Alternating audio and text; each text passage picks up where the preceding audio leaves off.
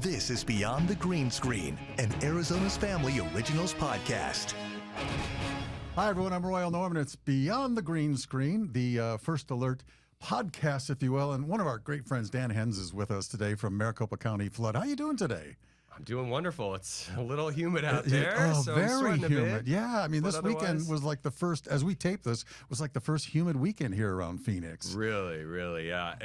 Late June is supposed to be hot and dry. I still value those early morning cool starts to the day. Yeah. And then, of course, we heat up. But, yeah, the monsoon feels like it's here. So we're going to talk all about flood control and what you guys do. But we're also going to talk about how you got into weather and et cetera, et cetera. And I know, because I've known you so long, that you were kind of born into it, weren't you?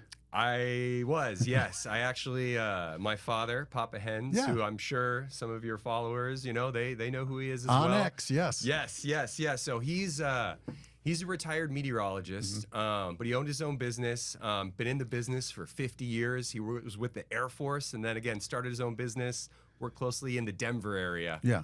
I got born into that, and I remember some of my earliest memories were actually out.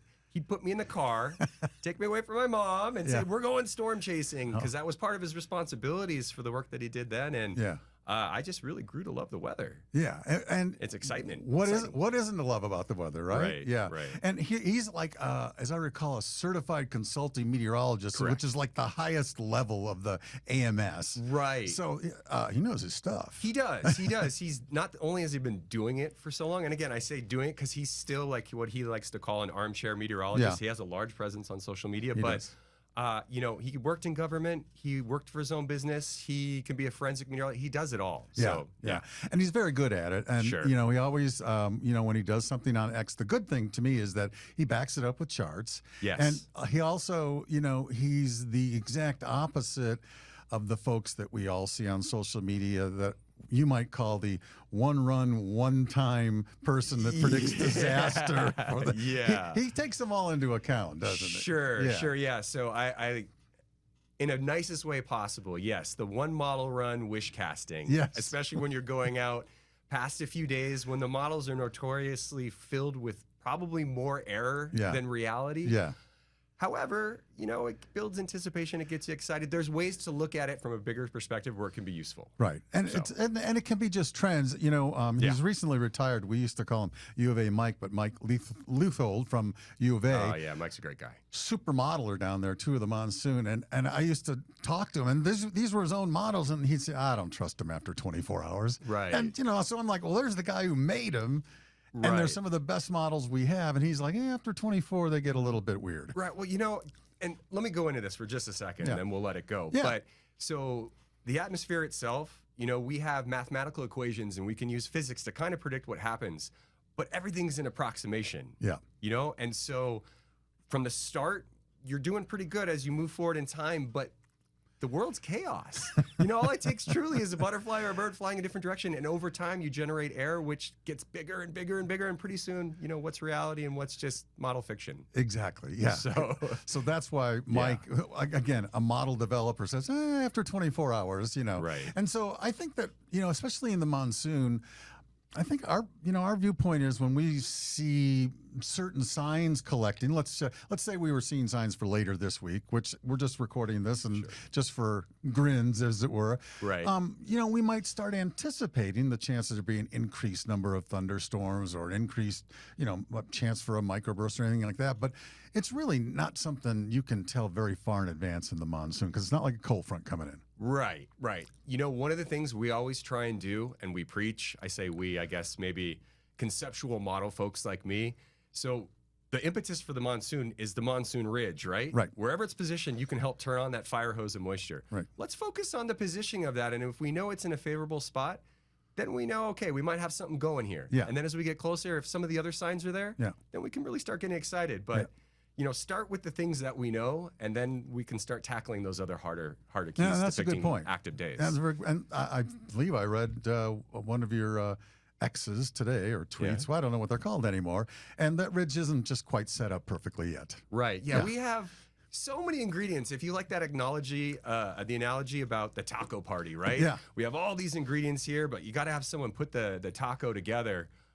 You know, we've got the moisture. Yeah. We've got the heating. There's no clouds around today. Storms are firing up along the Mogollon Rim and White Mountains. But our steering flow is like next to nothing, and it's kind of westerly, which traditionally that kind of puts a lid in the valley here, and it's really hard to get storms down into the lower desert. So it's like, my God, we have this best, you know, taco we've ever seen sitting there ready to go, but we just need someone to make it happen. That's all it takes. It ain't going. It ain't going sometimes.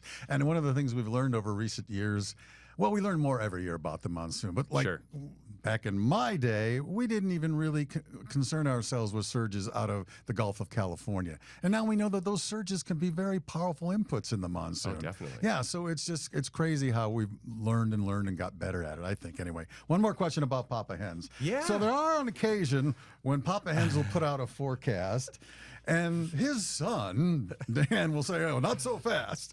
That's kind of interesting that you do that, and it's because you guys just have fun forecasting, don't you? We do. Again, I have all the respect in the world for my dad. He's incredible at what he does, and I know he feels the same way back towards me. Quite a bit of respect. Of course, we're family members, but here's the thing. Every meteorologist, every scientist has their own natural tendencies and biases. They have their own way of looking at data and then coming up with their scientific opinion. Ours just happen to be slightly different. And if I could, the easiest way to put it without boring everyone here is that my dad is very optimistic, and he wants to make sure if the ingredients are there that he doesn't get caught off guard. He always wants to, okay, we've got what it takes. Here's the worst case scenario. Everyone is prepared. Yeah. Okay, and I totally understand that, and I get that, especially working in the emergency management world. Yeah. We need to make sure that everyone's ready to go. Where I come from, in my scientific perspective on this, though, is a little bit different in that I want to make sure that I'm ready, but I want to make sure that it's a reality first. So I want to make sure the conceptual model, we're building this picture of what we think might happen, that all the ingredients are there. Let's take historical inputs. Let's take what our models are saying, all of that. And then let's make our best guess, and we'll adjust as we move forward. Sometimes then I may look like I'm a little late to the party. But at the same time, I don't want to also be boy who cried wolf. Yes. So there's this fine balance. As a meteorologist, you know this, right? Yeah. You have to go on the news and tell these people, is it going to rain today or not? And if it does, how bad is it going to be? So we just have a slightly varying perspective on how we're trying to really say the same thing. Truly, the weather will fall somewhere in between, usually in an evening where he's at and where I'm at. It's usually somewhere in the middle. Yeah. So, well, and you're absolutely right about that. It's not that your forecasts are different. You're coming at them at a little different viewpoint. Right. Yeah. Right. And do you think part of that's because of your job, because you do work with emergency services and you don't want to, say, over alert them? Sure. Yeah. That's false alarms can really be a detriment when it comes to emergency management, right? Because we want to make sure the intel that we're giving someone that's making actionable decisions, proactive decisions, is good. We don't want to send them down the path of, for example, closing roads before there's water there if it never gets there. Yeah. So we just want to make sure that the information we're giving is the right information and the information they need to again be proactive and make right decisions. Yeah. So again, it's a complicated business.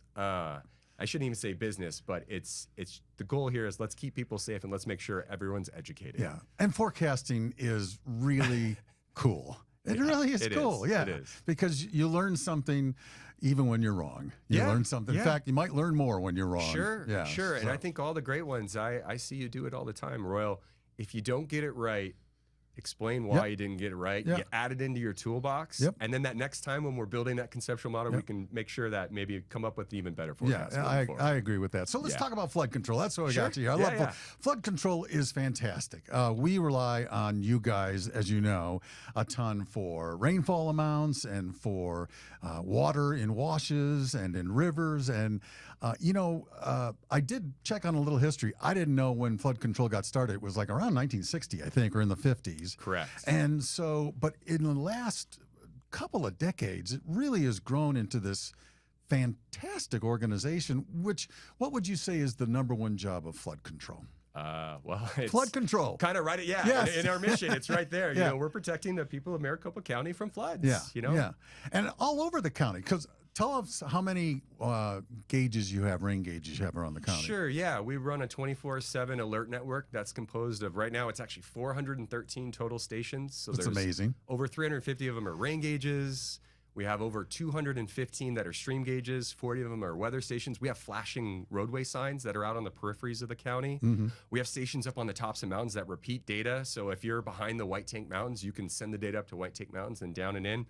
You may be going, how are these numbers adding up? You're saying 400 total, but you're giving me 300, 200. What's great is these stations can do a lot of things at once. They're capturing how much rain's falling. They're giving us weather conditions. There also is a pressure transducer potentially in a stream right there or behind a dam that's letting us know as water fills up or comes by. But the alert system itself is our best, I don't want to say kept secret, but it's our best way to be able to protect Maricopa County. It's our heads up. And many times, because your maps are publicly available there on your website, we watch them as, monsoon storms develop. We watch them for water in washes and stuff like that. They're very real time. I mean, when there's water in a wash that's at a certain level, it's showing up, it's there. Right. It's actually in the name alert, means automated automatic rain. So, I stop there because people hear these old acronyms and they're like, oh, government. Long story short, it's basically say it's in real time. That data is coming in real time. It's not we're not utilizing Wi-Fi. We're actually using radio transmissions. Right. So the data comes into that sensor. It gets transmitted back to the base station instantaneously, goes into our data collection software, and then made available to us, but also to the public just as fast, as well as all of our other stakeholders. So the weather station gauges, I'm going to ask you one quirk that I know the answer to, but I had to ask you before I knew the answer. So on the weather stations that you'll see on the county rainfall report, the minimum you'll see is 0.04 inches of rain. Right. Why is that? Explain that. So it's just in millimeters. Okay. Yeah. So your smallest tipping bucket is a millimeter. Correct. And which is an international standard, I believe. Yes. Correct. But here we're always used to 1/100th of an inch, 2/100th, 3/100th. So your buckets don't tip until we get to 400ths. That's correct. So I believe Phoenix Sky Harbor, for example, can get you 1/100th of an inch. And so we thought about, actually, I love that you brought this up. We thought about trying to convert all of our rain gauge tipping buckets to match with that. So we've done a study where we actually have a tipping bucket at our Durango campus that measures in 1/100th of an inch along with the 400ths. We want to see if there's really a difference. And what we've noticed is that there's enough of a difference that we don't want to go about changing our whole data record for all these 350 plus rain gauges. Some of them have 30, 40, coming up on 50 years of record. We want it to stay consistent. So when we start talking about any type of historical event, or we look to climate change or how things are evolving, apples to apples, right? So it would be great if, again, they were in 1/100th of an inch, but when we started, it was 1 millimeter. And so we've agreed, for at least for the time being, to stay that way. And for tipping buckets, just for folks that may not know about that, it's just filling up a bucket that holds 1/100th of an inch when quantified with the barrel that it's going through, and it tips and it clicks and it tips the other way and clicks and and it's a real simple really mechanism. That if you buy a $50 rain gauge, it'll be in there. You'll see a tipping bucket in there. It's funny how simple it is, but just again, I'm gonna geek out on you for a second. The simplest things are also the most extraordinary when it comes to what we can do with it, right? So every time it tips, we're also getting an intensity, right? So we're knowing X amount of rain has fallen in this much time. Right. You can equate rainfall rates then in watersheds or the area around the rain gauge to what might happen hydrologically or runoff that occurs from it. So all from this little machine that's just tipping back and forth, we basically have a good idea about what's happening in the surrounding watershed, and we can actually predict whether or not it's going to flood without even having a sensor there, just based on those little tips that go back and forth. That is kind of amazing. It's pretty powerful. And when you think about it, that little tipping and sending out a little electrical current or whatever, literally, that's been available for a long time. Correct. And it's still being used today, which is kind of neat. Correct. Very neat. So flood control. Here's what I know about flood control. Dams are built for flood control. But what else do you do for flood control? What other kind of structures are used in flood control? So dams, of course. Yes. Basins, multi-use. What's a basin? Okay, so a basin, here's a perfect example, especially being here in the desert. Go to any of one of the neighborhood parks around your area, and you'll notice that it's not at grade. You'll notice the park will actually sink down, or there might be a green space there that sinks down below what we'd call like street level. Right. That's a collecting basin. When it rains, the water from around the neighborhood will actually collect and funnel down in that basin. and then it can be slowly let out of an outlet somewhere and sent downstream so that, again, it's not flooding the houses and it's not flooding the streets there. Okay. So we have hundreds and hundreds and hundreds of basins that we've either managed or we've teamed up with local jurisdictions like City of Phoenix, City of Scottsdale, to help make sure as you build new development in the valley, let's get the floodwater away from the people and the houses and property, and let's get it into a retention basin or down a stream or behind a dam so that we can control the flow and then get it away safely. And you mentioned control the flow. Are there structures? Here's the most primitive structure I know that can control and slow down water. Is if somebody throws a bunch of rocks in a creek, it slows it down and spreads it out. Do you guys use not that simple as stuff, but tricks like that to slow water down? Sure, yeah. And some of the streams where we have our infrastructure set up, you can set what's called riprap, so like large rocks down on the sides of the wash itself or in the wash that will actually, something having to do with turbidity, but change the pace at which the water's flowing through. We can build, again, what would be like concrete fingers that come out of the middle of the channel, which again is all meant to slow the flow.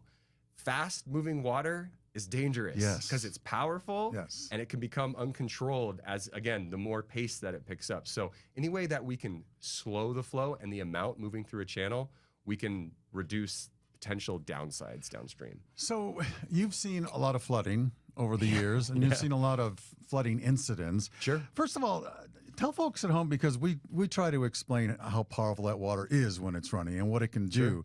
What's some of the worst flooding that you've seen that really sort of amazed you and you were like, wow, this is, I mean, you know, because I've seen some incredible stuff where cars have been washed literally miles down a wash, and you can't believe a car can go that far in a wash, but it does. Right.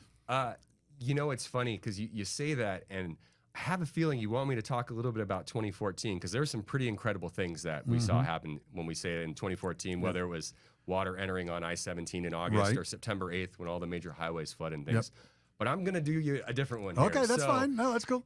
There was an event that happened up in the Anthem area, and this was back in 2012 during that monsoon there. Was this the 6 inches plus? Yes. Okay. And that rain fell in a little over an hour, so it was about 90 minutes.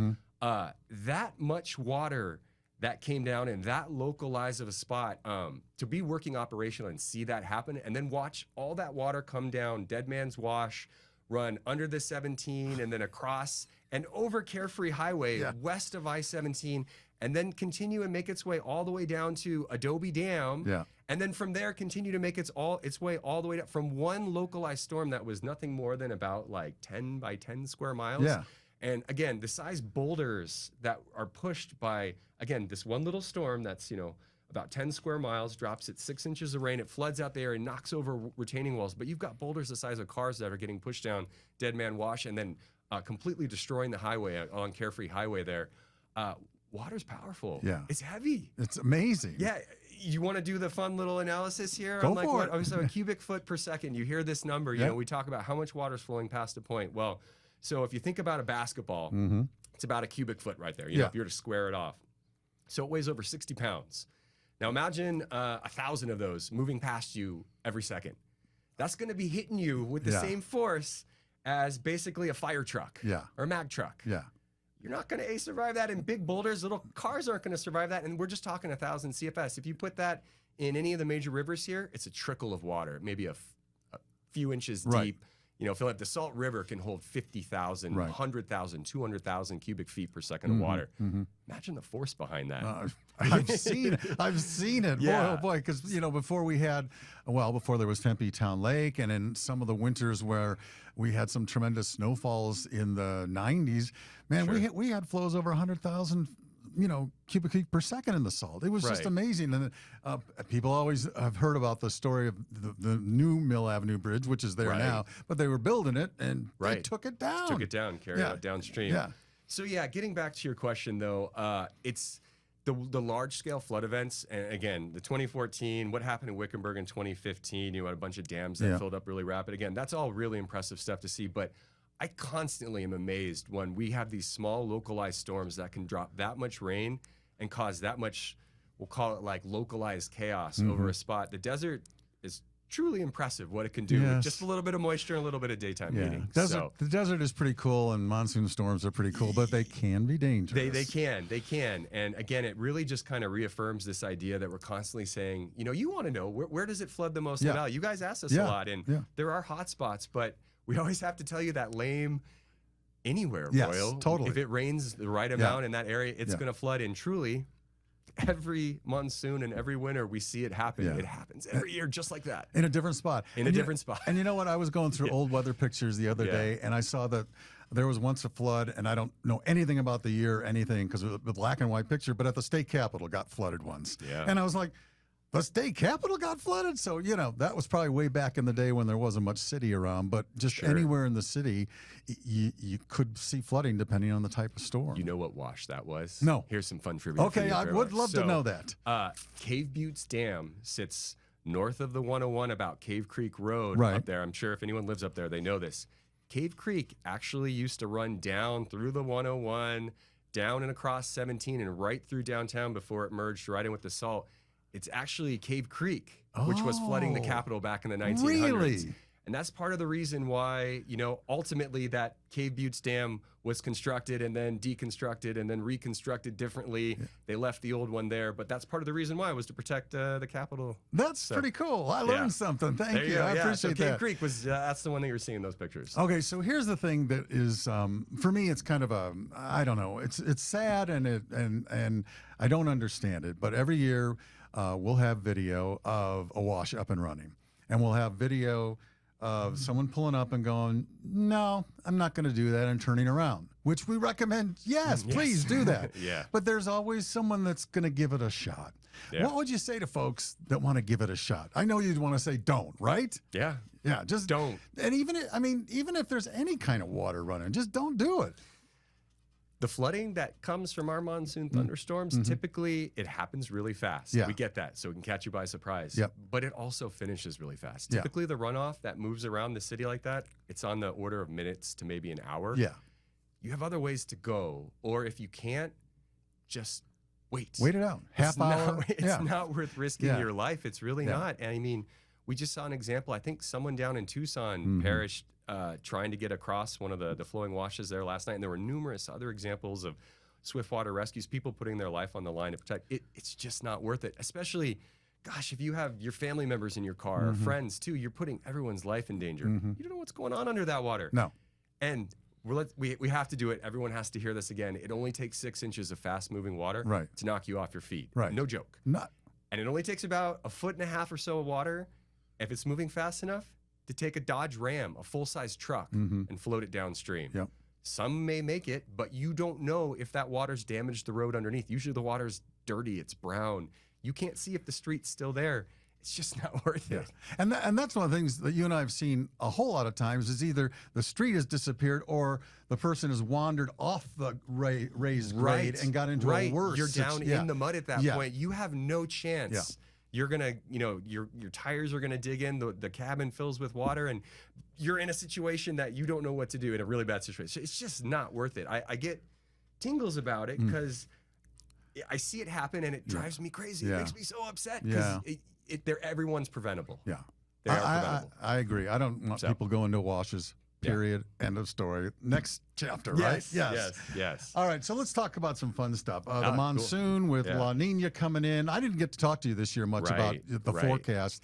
And it seems like, and of course, we now have knowledge of the 30-day outlook for July, which looks like it's going to be drier and potentially hotter than average. So how are you seeing all this start to play out in terms of monsoon statewide, first of all, not just for Maricopa County? Sure.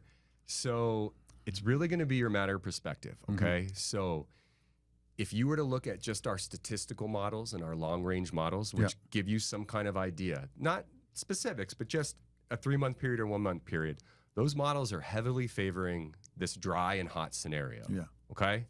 And again, they're good. They've been known to show quite a bit of truth to them, and it's a very useful tool. The argument to that might be, well, if you look at the statistical data, if we're going from a El Nino to La Nina style, a change in that influence, again, it takes time, but La Nina summers, again, the influence of La Nina is not really strong in this part of the country. And so I want to make sure that's clear for temperature or for rain. But if you look at the data, it kind of slightly favors normal to wetter than normal conditions, or at least a greater ability for different outcomes to happen versus El Nino. So that's kind of like, well, maybe we could be wetter if you look at that part of the science. But if you look at the models, you're saying, well, you're going to be drier. The way I look at it is we've had our onset already, whether it's a false start or not. The moisture's here. We have 105 days to get that total up as high as we can get it. We're already getting rain. Okay. Really, the odds are the sooner we can get the circulation spun up, the better chance we have at getting a higher number. So at least we're spun up. It may be a really dry July. We may not get a drop of rain. But you know what? It's late June, and the dew points are in the 60s, and there's thunderstorms that are forming. We have a potential right now, so I see that as a good thing. So I mean, and the other thing we have to remember is that it might not rain much at my house, and you might get 12 inches of rain, because it's so isolated, these storms. Even in a dry year, there are areas that get more rain than average. 100%. So again, I think it's really important just to remember you can take either side of the coin here. I want to talk about this real quick one more time with you. Is just that, for example, this the El Nino, La Nina, one influence that really plays heavily on typically what we see is with the hurricane patterns. Is the Atlantic going to be really active? Is the Pacific going to be really active? Our current setup kind of makes it seem like the Atlantic's going to have a really active season if things come together right, and a slower Eastern Pacific hurricane season. We rely on those, you know, in late season for big intrusions of moisture, which can make or break an entire monsoon season. In this kind of scenario that we're moving into this La Nina, it might not happen. We may not get one of those big influxes. But on the flip side, we just might. By having the Bermuda high tends to shift, which again, the region of high pressure tends to shift in a way during these La Nina type summers that actually gives us a higher influx of passing inverted troughs. An inverted trough, if people are wondering, it's just like a summertime disturbance that can provide lift, and it takes one of those 105 days and gives you slightly better odds for rain. So if we see more inverted troughs, but we see less tropical activity, you know, what's really the what's going to happen there? You see what we're dealing with here. So you're asking me, you know, what do I see moving forward? Well, the statistical models are saying high and dry. So I see it as a good thing that the monsoon's already spun up, and I don't know that we should be expecting a 2021 or a 2014 or a 2022. That's probably not realistic, but I don't think we should be expecting last summer or even 2020 again. These far outlier, historically wet or historically dry. Wouldn't be right around normal be nice? Yes, it would be nice. Yeah, it would be. Or even if it was a little dry, it's still going to feel better than. Yes, for sure. And now let's talk about was it because you and I have talked about this a lot. It was not last year, but 2022. We had little rain at the airport. But we had pretty decent rain in most of Maricopa County, pretty average rain. And I remember, you know, you'd send me a text every once in a while. You'd go, hey, Royal, remind folks that it's raining in most places around the valley. Because and that's true. We tend to focus on this point, which right now is Sky Harbor Airport. And we don't, you know, and even though the Weather Service does have a rain index that tries to spread it out and average it. But it really is true that in 2022, airport got very little rain, but most areas had a pretty average monsoon. And what's good is the Weather Service will acknowledge this as well. They get it. Well, so will we. I know, but prodding. It is easy to just take what happened at Sky Harbor for the day and kind of sum it up. But again, the county's huge.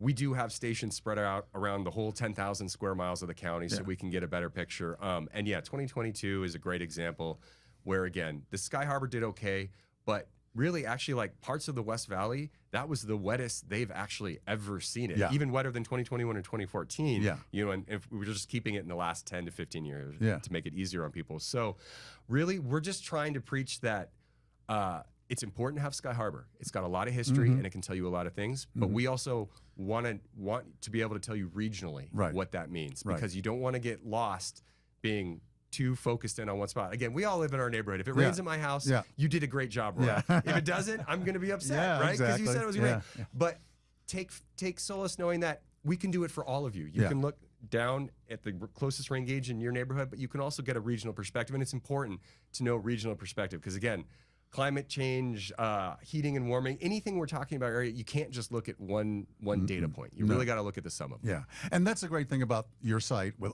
the hundreds and hundreds of places. You can basically find your neighborhood or a rain gauge close to 100%. And you can say, yeah, we probably did get about that much, or we might have been as high as this. Sure. But that's what's really cool about the website. Right. Again, this day and age, everything's hyper local. Yeah. Everyone wants to know what's happening at my house and my spot. So we can give you that, but then we can also say, guess what? The surrounding neighborhoods, yeah, you didn't get rain, but they all did. So joke's on you, unfortunately. I guess you're the meme material for the weekend there. Yeah, there you go. I try to stay off those. Yeah. Dan Henz has been our guest from County Flood Control. Dan, you're the best. He is really been a person who has helped all of us at Arizona's Family over the years with your knowledge, because he doesn't hesitate to, we'll text him, man, I can't figure this out. He gets right back in with a text. So I just want to thank you for that, too, because on a personal level, you've helped all of us out to try to figure out what's happening on a given day. So thank you for that. Yeah, it's my pleasure. Yeah, and thanks for being here, too. Dan Henz from Flood Control. Tune in the next podcast, The First Alert Weather, folks. We'll bring you behind the green screen. Woo! This is Beyond the Green Screen, an Arizona's Family Originals podcast.